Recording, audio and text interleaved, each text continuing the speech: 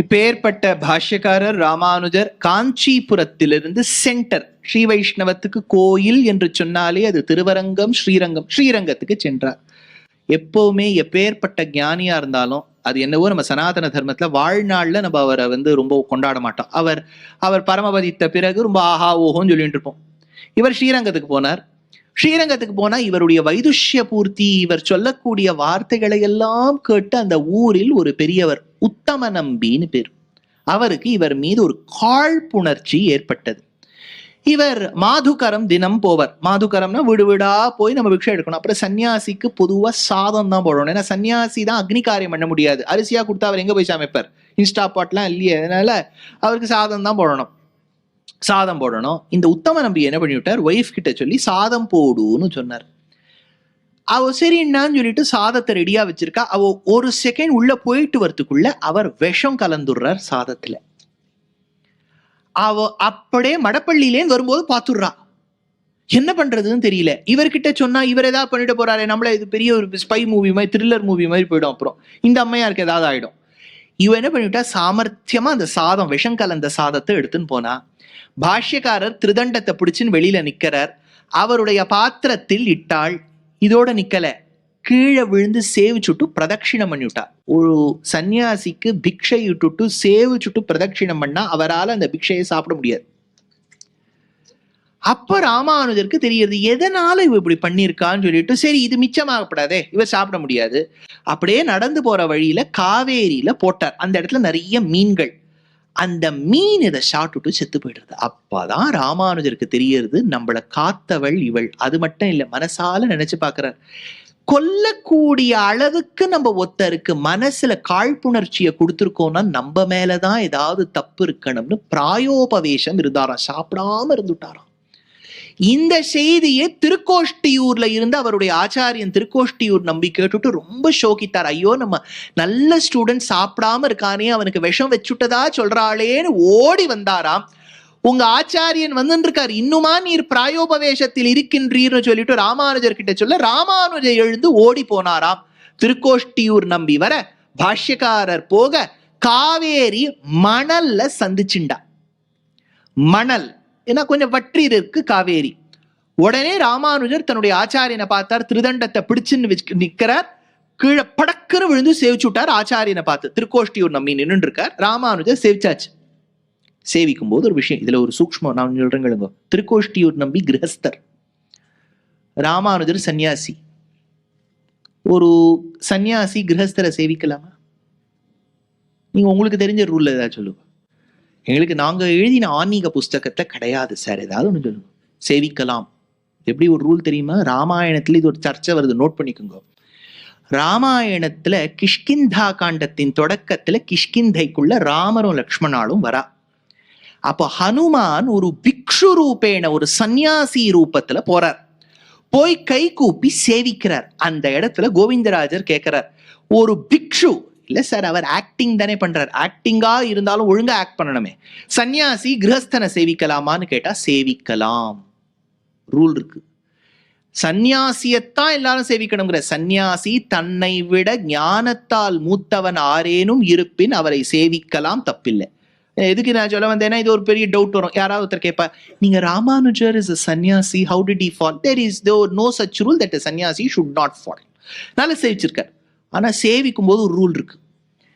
யார விழுந்து சேவிக்கிறோமோ அவர் போருன்னு சொல்ற வரைக்கும் எழுந்து கூடாது. நம்ம இப்ப என்ன பண்றது, அது நமக்கு தெரியாதே, அதனால நம்ம எழுந்துடுறோம். ஏன்னா யாரு பார்த்து சேவிக்கிறோமோ அவர் எழுந்துன்னு சொல்ல மாட்டாரே, நம்ம எழுந்துடுறோம். சுடக்கூடிய மணல்ல ராமானுஜர் திருமேனி பட்டு அப்படியே சுட சுட சுட சுட சுட சுட படுத்துட்டு இருக்கார். திருக்கோஷ்டியூர் நம்பி எழுந்துக்கோன்னு சொல்லல.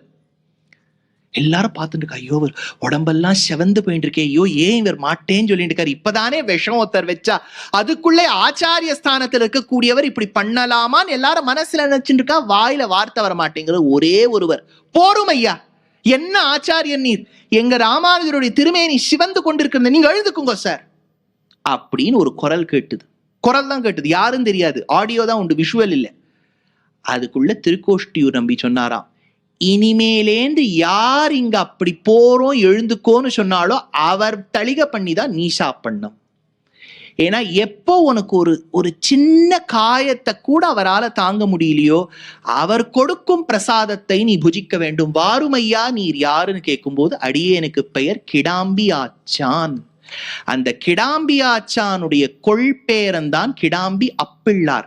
அந்த அப்பிள்ளாருடைய மருமகன் தான் சுவாமி வேதாந்த தேசிகன். அதனால தேசிகன் தன்னுடைய கிரந்தத்துல சொல்றார், என் கிரந்தத்தை படிச்சுட்டு எல்லாரும் நன்னா இருக்குங்கிறா, படிச்சு பாருங்கோ புளியோர வாசனை வரும். ஏன்னா நான் வந்த பரம்பரை மடப்பள்ளி வந்த மனத்துல நான் வந்திருக்கேன்னர். அதனால இது ஒரு பெரிய விஷயம். ஆச்சாரியனுக்கு அப்பேற்பட்ட கைங்கரியம். இவர் ஸ்ரீரங்கத்தில் வசித்து வந்தார். இதுல வசித்து வரும்போது பெரிய விஷயம் நடக்குது.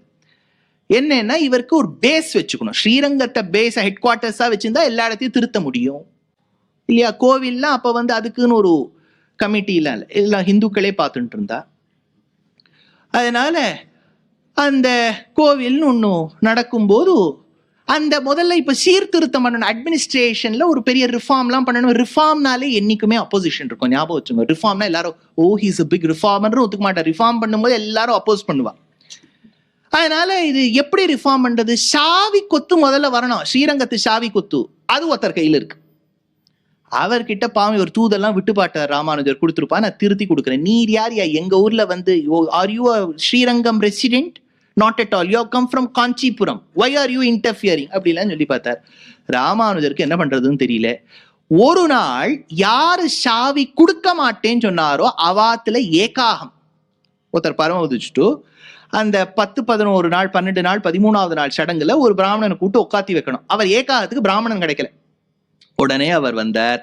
அவர் உடனே உம்ம கோஷ்டியில் யாராவது இருக்காரான்னு ராமானுஜரை பார்த்து கேட்டார். ராமானுஜர் உடனே ஆழ்வான் கூரத்தாழ்வானை பார்த்து நீர் போய் வாரும்னு சொன்னார். கூரத்தாழ்வான் புரிஞ்சுட்டார். கூரத்தாழ்வான் போயிருக்கார். சாப்பாடு இட்டார். அவர் முடிச்ச உடனே ஒரு கேட்கணும், திருப்தோசி, திருப்தி அடைந்தீரான்னு கேட்கணும். சாப்பாடு திருப்தி ஆச்சான்னு. கூரத்தாழ்வான் ரொம்ப சாமர்த்தியமா, நான் திருப்தோஸ்மி, எனக்கு திருப்தியே அடையல. எது கொடுத்தால் ஒரு அதிரசம் கொடுக்கட்டுமா, ஒரு இது கொடுக்கட்டுமா, அது கொடுக்கும், சாவி கொத்த கொடுன்னார். சாவி கொத்த வாங்கி வந்தார். அப்போதுதான் அவருக்கு தெரிந்ததாம் ராமானுஜர் எப்படி இந்த கோவிலை திருத்த போறார்னு. அவருக்கு பேர் தான் திருவரங்க தமுதனார். அவர் சாதிச்ச கிரந்தத்துக்குத்தான் ராமானுஜ நூற்றந்தாதின்னு பேர். 108 பாசுரங்கள். அப்படி எப்படி எல்லாம் கஷ்டப்பட்டிருக்கார் பாருங்க பாஷ்யக்காரர் லைஃப்ல. இது ஒரு பக்கம் நடக்கிறது. இப்போது ஸ்ரீரங்கத்துல ஆச்சரியமான சன்னிவேஷம். அப்படி இருக்கும்போது ஒரு நாள் பங்குனி மாதம் உத்திரம் என்கின்ற நட்சத்திரம். பங்குனி உத்திரத்தன்னைக்கு ஒரு பெரிய விசேஷம் என்னன்னா, ரங்கநாயகிக்கும் தாயாருக்கும் பெருமாளுக்கும் வெட்டிங் ஆனிவர்சரி. அன்னைக்கு ஒரு நாள் தான் பெருமாள் சன்னதியை தேடின்னு போய், ஒரு நாள் தான் 2-3 இடங்கள்ல சேர்த்து நடக்கும். இது ரொம்ப விசேஷமா நடக்கும்.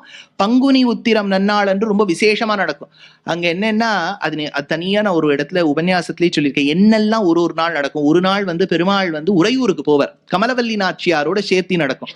சேர்த்தி நடந்துட்டு திரும்பி வருவார். பெருமாள் வரும்போது மோதிரத்தை கொடுத்துட்டு வந்துருவார்.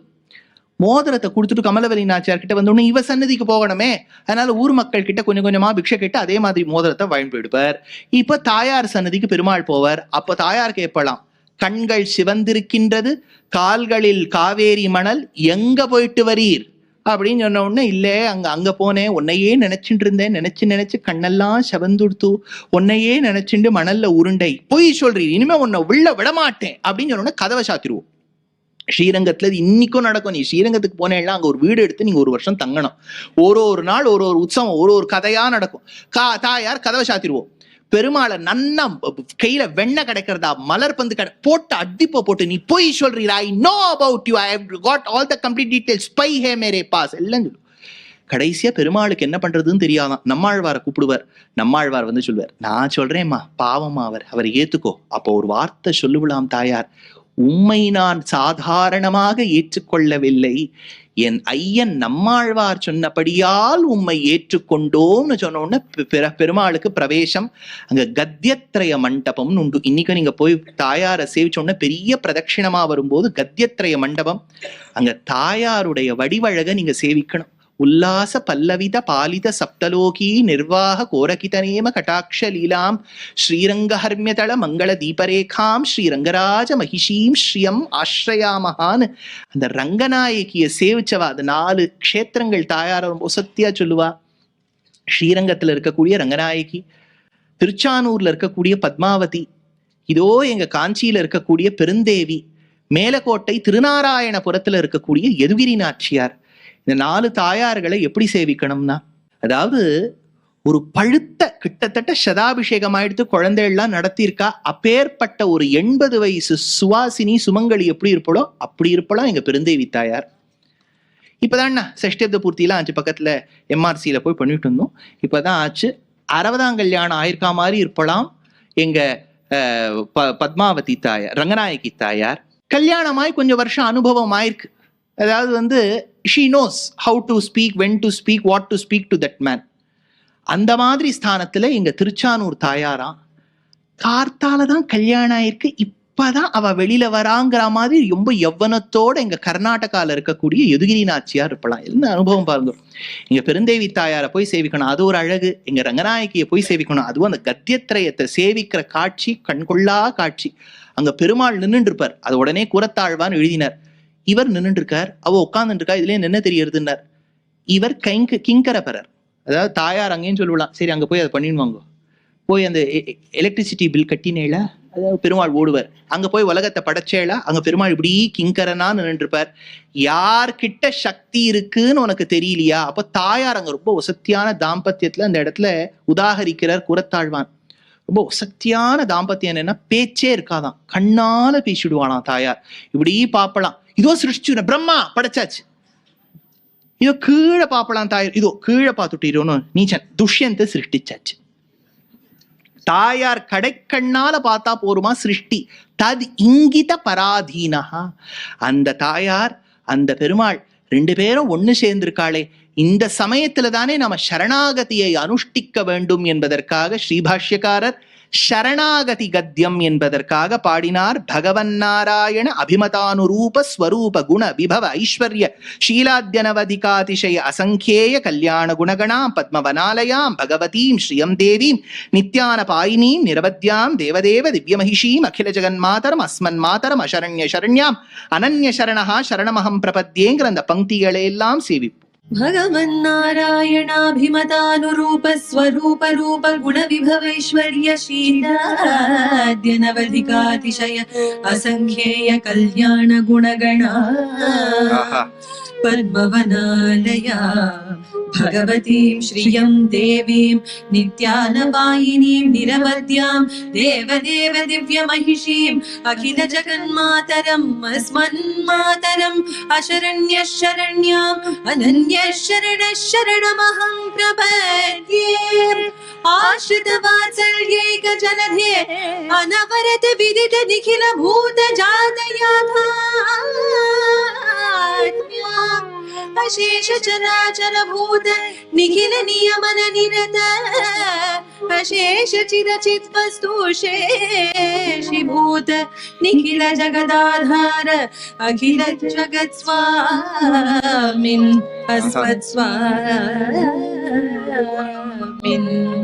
सत्यकाम सत्य संकल्प सकलेतर विलक्षण अधिकल्पक आपत्सख श्रीमन्नारायण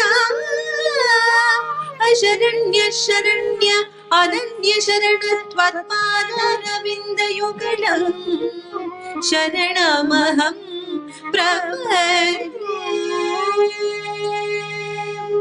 ஆச்சரியமான பாஷ்யக்காரர் ராமாயணத்தின் சதர்த்தத்தை கற்றுக்கொள்ள வேண்டும். திருப்பதிக்கு போயிருக்கார். திருப்பதிக்கு 3 முறை சென்றதாக சரித்திரம். முதல் முறை போகும்போது முழங்காலால் நடந்தாராம் திருப்பதி. இன்னைக்கும் நீங்க அந்த இடத்துக்கு போனேன்னா நடந்தேன்னா தெரியும், முழங்கால் முடிச்சும்பா, முட்டி காலால. ஏன்னா திருப்பதி மலையில பெருமாள் இல்ல, மலையே பெருமாள். அப்படிதான் திருப்பரங்குன்றத்துக்கும் சொல்லிட்டு இருக்கா. அதுவேதான் சிவன். அதுதான் சொல்லிட்டு இருக்கா. எங்க ஏத்தினா என்ன இவ கேட்டு இருக்கா, அது ஒரு பக்கம் இருக்கட்டும். சரி, அதனால முட்டுங்காலால ஏறினார். ஆச்சாரியன் சொந்த மாமா பெரிய திருமலை நம்பிகள், ஐயோ ராமானுஜர் வந்துட்டு இருக்காருன்னு சொல்லிட்டு வட பிரசாதம். அப்ப லட்டு இல்ல, ஞாபகம் வச்சுங்க. 1940s தான் லட்டே ஆரம்பிச்சது. முன்னாடிலாம் வடை தான். அது ஏன் வடையை ரீப்ளேஸ் பண்ணிட்டாங்கன்னா, திருப்பதி வடை ரொம்ப ருச்சிகரம், சாப்பிட்றது கொஞ்சம் கঠিனம். பல்லுகள்லாம் சரி பல்லாண்டுன்றது தான் கொஞ்சம் கஷ்டம்தான். ஊற வச்சுதான் சாப்பிடணும். அதனால அந்த கருப்புளுந்துல பண்ணுவா. கருப்புளுந்து மிளகெல்லாம் போட்டு ரொம்ப ஆச்சரியமா இருக்கும். அவர் மாமா வந்து பிரசாதத்தை மேலேந்து எடுத்துன்னு வர. திருப்பதியில கூட்டமே இல்லை, நினைச்சு பார்க்க முடியுது. அப்போ சிறுத்தை எல்லாம் உள்ள வந்துட்டு போகுமா, குரங்குகள்லாம் ஆழிட்டு இருக்குமா. ஒருவேளை நம்மளை பார்த்துட்டு ஆழ்வார் குரங்குங்கிறாரா, மந்திவாய் வடவேங்கட மாமலைன்னு ஆழ்வார். அதனால இவ்வளவெல்லாம் இருக்கு. மாமா பிரசாதத்தை எடுத்துன்னு அவர் மேலேந்து வந்துட்டு இருக்கார். பாஷ்யக்காரர் முழங்காலால ஏறின்னு போனார். நடுவில் ஒரு இடத்துல சந்திச்சுட்டார். மாமா பார்த்துட்டு, தேவரீர் அடியேனை பார்க்க இத்துணை தூரம் வர வேண்டுமோ அப்படின்னு இவர் மாமாவை பார்த்து கேட்கிறார். ஏதேனும் ஒரு நீச்சனிடத்தில் பிரசாதத்தை கொடுத்து வைத்திருந்தால் அவர் என்னிடம் கொடுத்திருப்பரே, நீர் வர வேண்டுமோ? அதுக்கு பெரிய திருமலை நம்பிகள் சொன்னாரா, மருமானே கேட்டுக்கோ, நானும் ஒரு நீச்சன் கிட்டுவனா என்று சுற்றி பார்த்தேன், என்னை காட்டிலும் ஒரு நீச்சன் இல்லை என்று யாமே வந்தோம் என்று சொன்னாராம். மலை அடிவாரத்துல ராமானுஜர் சிஷ்யர் இருக்கார். மாமா மேல கைங்கரியம் பண்ணிட்டு நித்தியப்படி ஓடி வந்து ராமாயணத்தின் அர்த்தங்களை கற்றுக் கொடுத்து மேல போகிறான். ஒரு வருஷம் ஆச்சாரியன் கீழே ஹோம் டியூஷன் மாதிரி பண்ணிருக்கார். பாஹ்யக்ஷேபா கலார்த்தா பவபயம் சத்விருத்தம் ஆச்சாரியவத்தா காயத்ரி அர்த்தா ஹிதமுச்சித பரம் தத்வ அர்த்தாம்ச பஞ்ச கார்பண்யம் சேஷபாவ கடக விதிபலம் பாரதந்திரியம் ததா தத் காஷ்டா கால பிரதீக்ஷா வசதி பதமிதி பிராகு அஷ்டாதசார்த்தான் 1 year 18 ரகசியாஸ் ராமாயணத்திலேருந்து கத்துண்டாராம் ராமானுஜர். இது ஒரு பக்கம் நடக்கிறது. இன்னொரு பக்கம் பார்த்தேன்னா, இவர் மறுபடியும் ஸ்ரீரங்கத்துக்கு வந்தாச்சு ராமானுஜர். ஒரு நாள் இப்படி தெருவில் நடந்து போயிட்டு இருக்கார். ஒரு சுவாமி, நல்ல மல்லர், நல்ல ஜிம்பாடிலாம் வச்சு 6 packs வே புரோட்டீன்லாம் சாப்பிடக்கூடியவர். என்ன இப்படி ஜம்முன்னு அவர் ரிவர்ஸ்ல வந்துட்டு இருக்கார். கொடைப்பிடிச்சுண்டே நடந்து வந்துட்டு இருக்கார். முன்னாடி யாருன்னு பார்த்தா இவரை நோக்கி ஒரு பெண் வந்துட்டு இருக்கா. பெண்ணுக்கு கொடைப்பிடிச்சுண்டே இவர் ரிவர்ஸ்ல போட்டுன்னு வர்றார். ராமானுஜருக்கு ஒண்ணுமே புரியல. நம்ம பெருமாளுக்கு தான் கொடைப்பிடிச்சு பார்த்திருக்கோம், இந்த மாமிக்கு எதுக்கு கொடைப்பிடிக்கிறார்? அவரை கூட்டு கேட்டார், ஏண்டாப்பா நீ யாரு? நான் வந்து பிள்ளை உறங்கா வில்லி, நான் பக்கத்து ஊரை சேர்ந்தவன், எதுக்குப்பா கொடை பிடிக்கிறேன்? என் ஒய்ஃபுக்கு இருக்கக்கூடிய கண்ணு சார் எவ்வளவு பியூட்டிஃபுல்லா இருக்கு பார்த்தேடா. சன்னியாசியை பார்த்து இவர் கேட்கிறார். சன்னியாசி இப்ப என்னதான் சொல்லுவார். அதனால இவர் வந்து நன்னா இருக்கும் போல இருக்கு, பட் ஆனா எதுக்கு பிடிக்கிறேன்? இந்த மாதிரி ஒரு கண்களை நான் பார்த்ததில்லை, அவ்வளவுதானே. காமிச்சுட்டா என்ன பண்ணுவேன்? காமிச்சுட்டா இவ்வளவு விட்டுருவேன். கைய பிடிச்சுண்டார் ராமானுஜர்.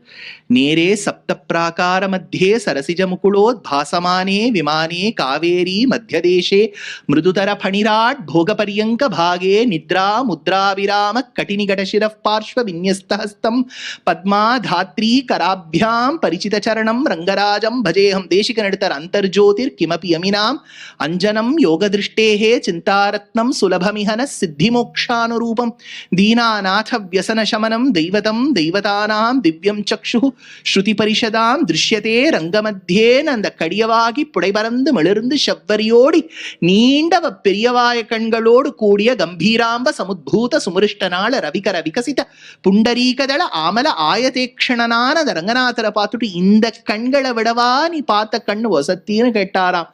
இல்லை இல்லை என்று சொல்லி பிள்ளை உறங்கா வில்லிதாசர் அப்படின்னு பேர் அவருக்கு. பிராமணர் அல்லர். ராமானுஜர் என்ன பண்ணாராம் தெரியுமா? அவர் கையில பட்டை போட்டுட்டு அவர் கைய பிடிச்சுண்டு தான் நான் இனிமே நடப்பேன். இதுதான் சார் சமுதாய திருத்தம். என்ன ஒரு விஷனரி பாருங்க. இவன் கைய பிடிச்சுட்டா நான் நடப்பேன் அப்படின்னு சொல்லிட்டு பிள்ளை உறங்காவல்லிதாசர் கையை பிடித்து கொண்டு நடந்தாராம். இப்ப நேர திருக்குறுங்குடி போயிட்டார். அவர் டிராவல் பண்ணிட்டே இருப்பார். திருக்குறுங்குடி போனார். இவருக்கு ஒரு சிஷ்யர் ஆந்திரப்பூர்ணர்னு பேர், வடுக நம்பின்னு பேர். வடுகா வடுகா வரவே இல்லை. வடுகா 3ஆவது தடவை வடுகா அப்படின்னு கூட்டார். ஒருத்தர் அடியேன் இருக்கேன் வடாங்க அப்படின்னு நன்னா திருமண் அவருக்கு இட்டு விட்டுட்டு தான் இட்டுண்டார். கொஞ்ச நாள் யாரும் கோவிலுக்கு போகும்போது திரும்பி வடுக நம்பி வந்தார்.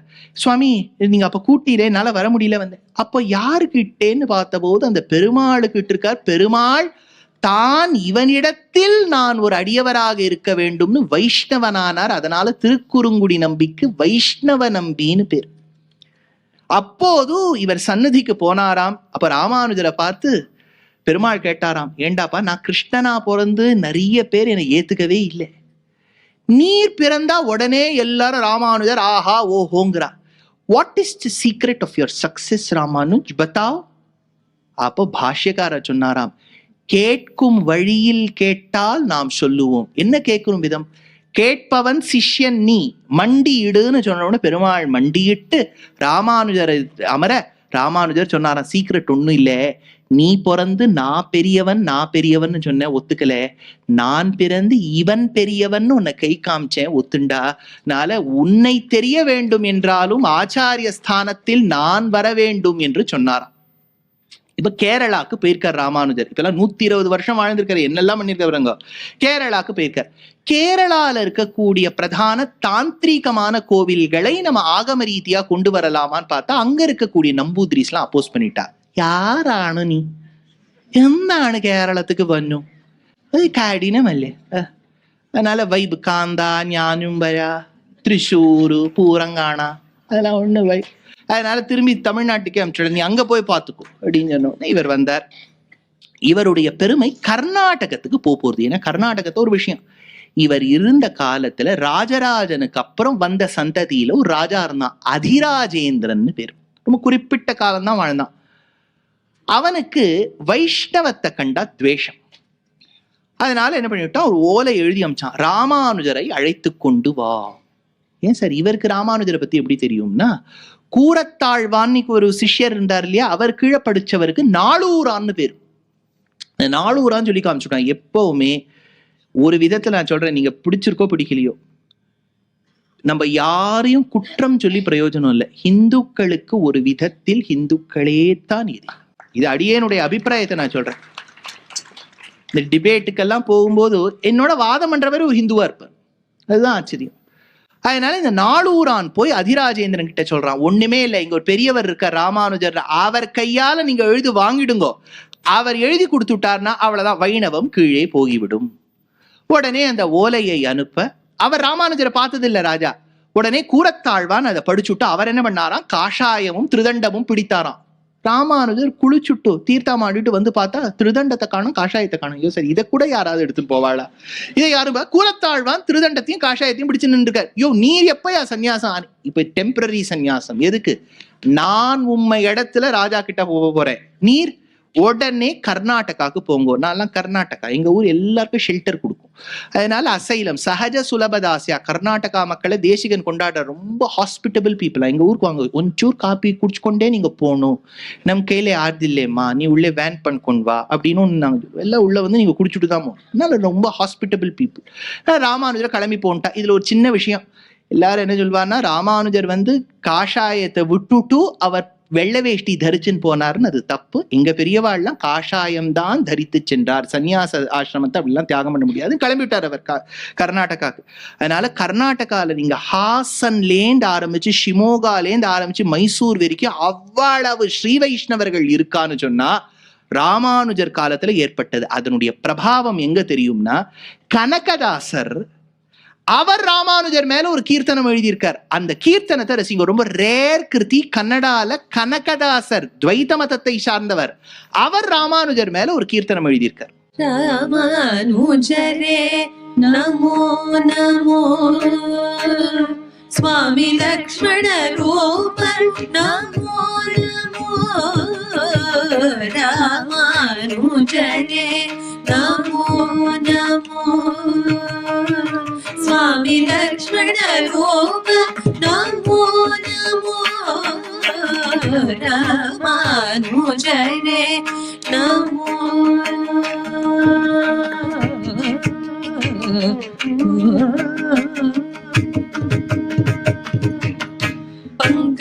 பங்கஜநாபன வாமன மூருதி சங்கே இல்லதே ನೆನೆವರ ಪಾಲಿಬನೆ, ಪಂಕಜನಾಭರ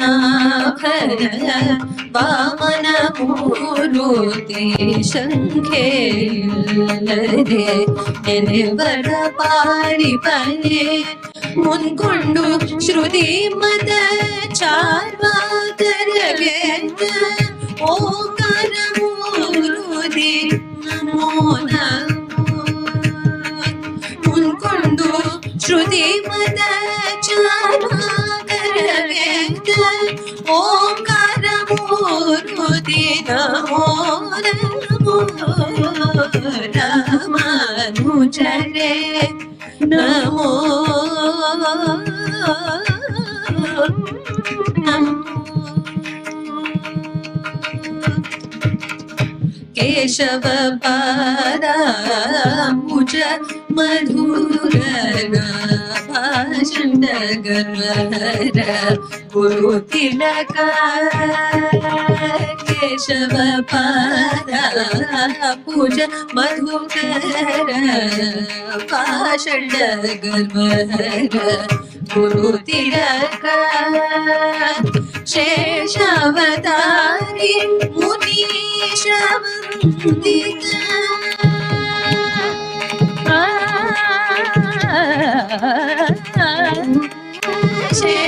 शेषावतारी मुनीशवन्दिता शेषावतारी मुनीशवन्दिता आदिकेशव मूर्ति नमो नमो शेषावतारी मुनीशवन्दिता आदिकेशव मूर्ति नमो नमो रामानुजरे नमो नमो स्वामी लक्ष्मण रूप नमो नमो रामानुजरे नमो नमो रामानुजरे नमो